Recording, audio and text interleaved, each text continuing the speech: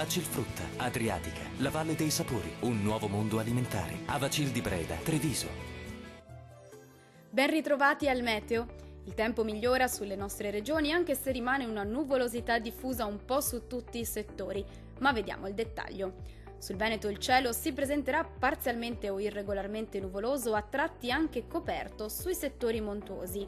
Non sono peraltro previste precipitazioni degne di nota. Diamo uno sguardo quindi alle temperature.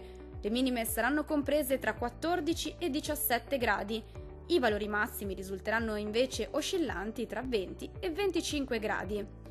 Passiamo ora al Friuli Venezia Giulia. Anche su questa regione il tempo tornerà asciutto ovunque. Il sole sarà prevalente, sia pure con presenza di diverse nubi a carattere irregolare.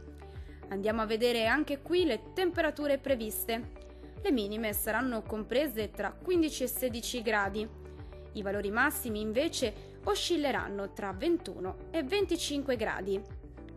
Vediamo infine la situazione del Trentino Alto Adige, dove la giornata sarà all'insegna delle nubi, con il cielo che a tratti potrà anche coprirsi.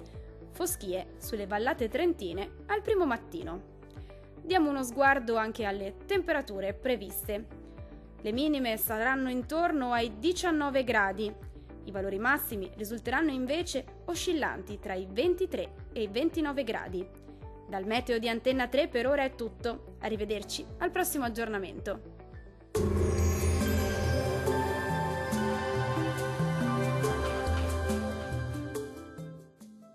Vacil Frutta, Adriatica, la Valle dei Sapori, un nuovo mondo alimentare. Avacil di Breda, Treviso.